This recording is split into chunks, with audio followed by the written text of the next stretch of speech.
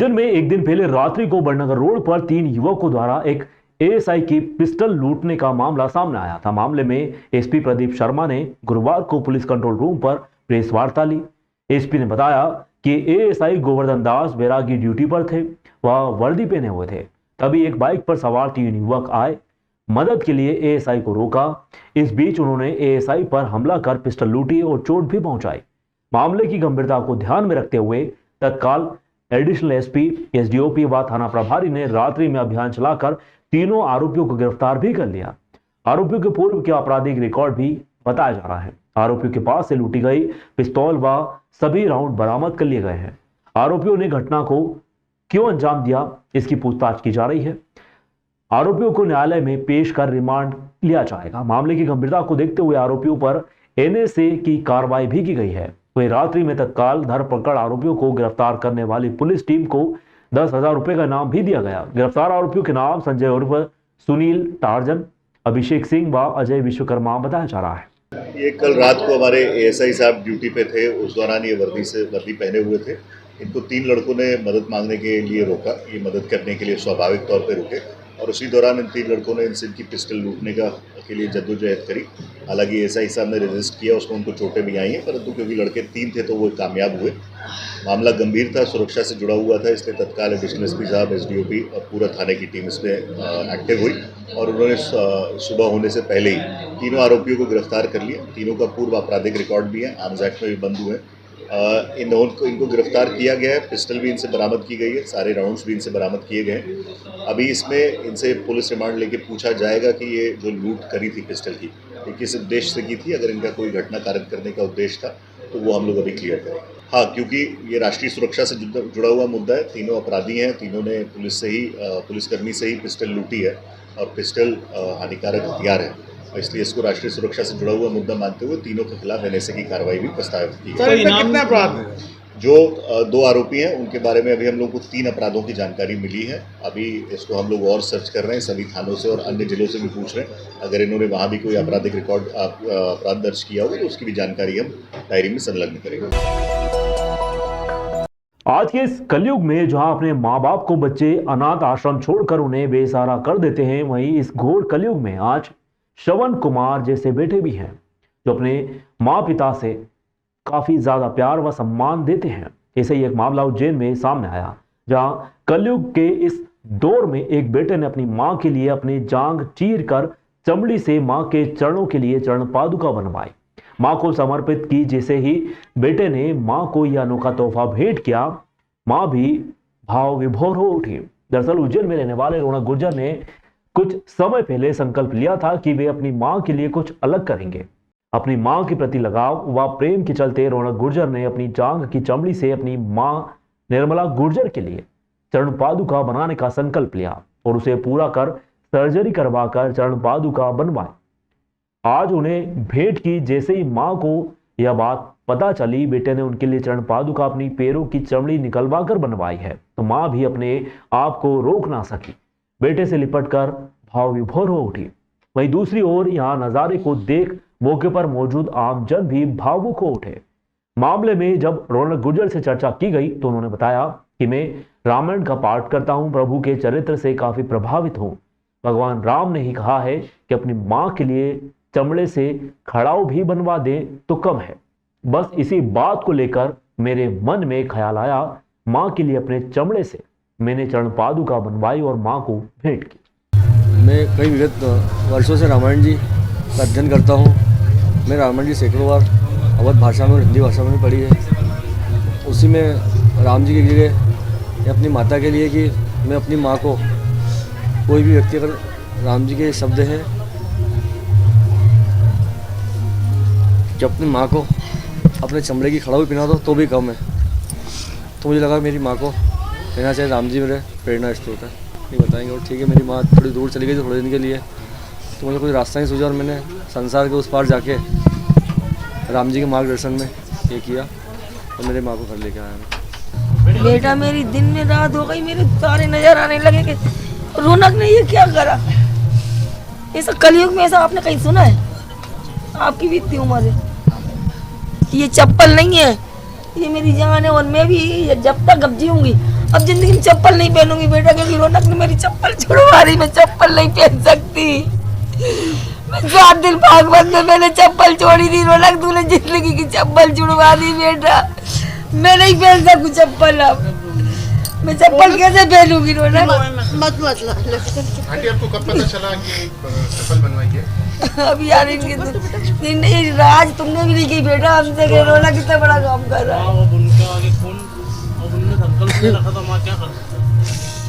मैंने रौनक के पीछे, रौनक के तक कांटा बिक चुके, तो मेरे को असहनीय के दर्द होता है, तो इतना दर्द हो रहा है उसको मेरे से देख नहीं जा रहा। भैया अभी नियमित रूप से रामायण जी का पाठ करते हैं, राम जी से बहुत प्रेरित है भैया, तो उनके अंदर राम जी से बहुत प्रेरित है अभी भैया। उनके अंदर मन में ये आया कि ये खड़ो बनाना है, मुझे जब बताए तो हम ऐसी व्यवस्था जमाए कि कोई चिकित्सक से बात किए। पहले कई लोगों ने मना कर दिया ये सब करने के लिए, फिर कोई चिकित्सक एग्री हुआ उसके लिए, फिर हम लोग गए, हम लोगों ने सहयोग से फिर ये कार्य किया। कहीं बात 2-3 डॉक्टरों से पहले बात किया, उन्होंने मना कर दिया था, फिर कोई डॉक्टर जो भी धर्म को मानने वाले थे उन्होंने उसको लिए हाँ करा। उन्होंने कहा कभी पहले ऐसा कभी हुआ नहीं है, फिर हम लोगों ने उनके निवेदन करा, फिर इसके लिए तैयार हुए वो, फिर ये कार्य पूर्ण हो पाया। पति द्वारा परिवार के साथ मिलकर पत्नी के साथ अवैध काम में संलिप्त होने को लेकर मारपीट का मामला सामने आया। घायल महिला का जिला अस्पताल में उपचार जारी है। महिला के अनुसार पुलिस मामले में कार्रवाई नहीं कर रही। उज्जैन नागझरी थाना क्षेत्र में रहने वाली रुखसाना के साथ मारपीट का मामला सामने आया है। घायल महिला ने बताया कि उसका पति अवैध गतिविधियां संचालित करता है। वह गांजा व चरस बेचने का काम करता है। इस काम में उसकी मां व उसकी बहन भी उसका साथ देती है, लेकिन रुखसाना ने यह काम करने से मना कर दिया। रुखसाना की शादी को 10 साल हो चुके हैं, लेकिन वह हर रोज अपने पति व उसकी मां बहन के हाथों से मार भी खाती है। आज जब काफी ज्यादा मारपीट हुई तो रुखसाना ने अपने पति व उसके परिवार के खिलाफ नागझरी थाने में शिकायत दर्ज करवाई। फिलहाल महिला घायल है, उसका उपचार जिला अस्पताल में जारी है। महिला ने बताया कि पुलिस इस मामले में अब भी कोई कार्रवाई नहीं कर रही। हस्बैंड ने मारा है, औरतें रखते हैं और पैसा कौड़ी मांगते हैं, और उनकी मम्मी भी मारती है, बहन भी मारती है, और अगर मैं रिपोर्ट का कहती हूँ तो मुझे बंद कर देते। मेरे 3 बच्चे छीन लिए सर, और मुझे बच्चों को भी नहीं रहने देते हैं, और इनके अगर रिपोर्ट डालने जाएगी तो तेरा हाथ पैर तोड़ दूंगा सर। उनको मैं गलत काम करते, वो गांजा चरस ही बेचते, मैं उनको मना करती हूँ तो वो मेरे को उस कारण मारते हैं, इसलिए मारते सर। मैं मना करती हूँ हर चीज़ के लिए कि गलत काम मत करो, तो कहता मैं तो करूँगा, तू भी मेरे साथ ये काम कर।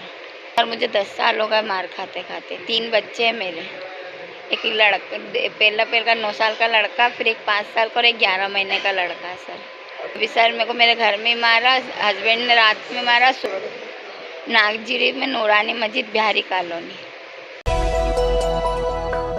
नदी में गिर रहे श्रद्धालु को व्यापारियों ने संभाल लिया। एक को 108 नंबर पर कॉल कर एम्बुलेंस से अस्पताल भी भेजा। कोई गंभीर हादसा न हुआ। इस ध्येय के साथ 25 से 30 हार फूल व श्रृंगार सामग्री बेचने वाले फुटकर व्यापारी ने कमर कस सीढ़ियों पर जमी काई साफ करना शुरू किया। 6 घंटे के सतत श्रमदान के बाद रामघाट व दत्ताखाड़ा घाट की सीढ़ियां कई मुक्त होकर स्वच्छ चमकती नजर आई। व्यापारी सोनू सेन, दिनेश पवार, राम प्रसाद रायकवार ने कहा कि यदि किसी और के भरोसे रहते तो कोई गंभीर हादसा भी हो सकता था, इसीलिए किसी की राह ना तक कर हमने घाट की सीढ़ियों पर जमी काई को साफ करना शुरू किया। सुबह 8 से लेकर दोपहर 2 बजे तक श्रमदान के बाद घाट का नजारा बदलते देख अच्छा महसूस भी हुआ।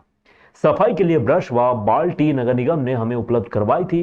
मालूम हो कि रामघाट पर 9 अप्रैल को 25 लाख दीप एक साथ प्रज्वलित किए जाने का विषय रिकॉर्ड बनाने को प्रस्तावित शिव ज्योति अर्पणम कार्यक्रम की तैयारियों के चलते प्रशासन शिप्रा नदी में भरा खान का प्रदूषित पानी शहर से आगे बहाकर उसमें नर्मदा का स्वच्छ शुद्ध जल भरने की तैयारी कर रहा है। वर्तमान में सभी स्टॉप डैम के गेट खुले हैं। विभिन्न घाटों की सीढ़ियों पर कई जमी हुई है। कई की वजह से नदी में स्नान करने आए श्रद्धालु फिसल कर गिर रहे हैं। श्रद्धालुओं को व्यापारियों ने फिसलते गिरते देखा तो उन्होंने श्रमदान कर सीढ़ियों की सफाई करना शुरू कर दिया। इस दरमियान नगर निगम की कर्मचारी फायर फाइटर की मदद से सीढ़ियों पर जमी काई व गाद भी साफ करते नजर आए।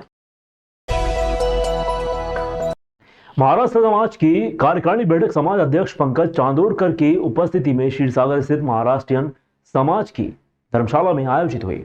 बैठक में प्रमुख रूप से समाज की विभिन्न गतिविधियों पर चर्चा हुई। साथ ही कार्यकारिणी के रिक्त 2 पदों पर कर सलाहकार जितेंद्र आपटे व पंडित संजय दिवटे को कार्यकारिणी सदस्य मनोनीत किया गया। मालूम हो कि कोषाध्यक्ष पद से सतीश हरणे द्वारा दिए गए इस्तीफे के कारण जितेंद्र आपटे को सर्वसम्मति से कोषाध्यक्ष बनाया गया है। अखिल भारतीय ब्राह्मण महाराष्ट्र प्रथम मराठी साहित्य सम्मेलन गोवा राज्य की राजधानी पणजी में मराठी काव्य पाठ हेतु विशेष आमंत्रण पर राष्ट्रीय जोशी का अभिनंदन किया गया। इस अवसर पर समाज के वरिष्ठ उपाध्यक्ष सदाशिव नायकवाकर, सहसचिव प्रथम मिलिंद पल्हानकर, द्वितीय रविंद्र मूले, कार्यकारिणी सदस्य धन शिकाले, संजय देवधर, गौरव गडकरी आदि उपस्थित समाज सदस्यों ने दोनों नवीन कार्यकारिणी सदस्यों का पुष्पमाला पहनाकर सम्मान किया। यह जानकारी समाज सचिव सुशील मूले ने दी।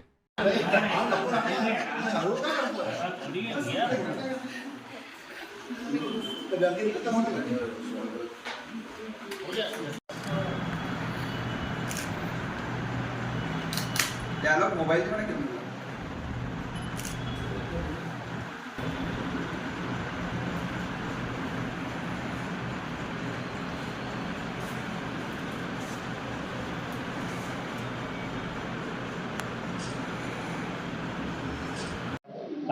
भारत समाज कार्यकारिणी द्वारा सचिव और अध्यक्ष महोदय द्वारा रिक्तता पद की पूर्ति के लिए मुझे बताया गया, जिसके लिए मैं आज यहाँ उपस्थित हूँ और कार्यकारिणी के सदस्य के रूप में यहाँ पर मुझे आमंत्रित किया गया है।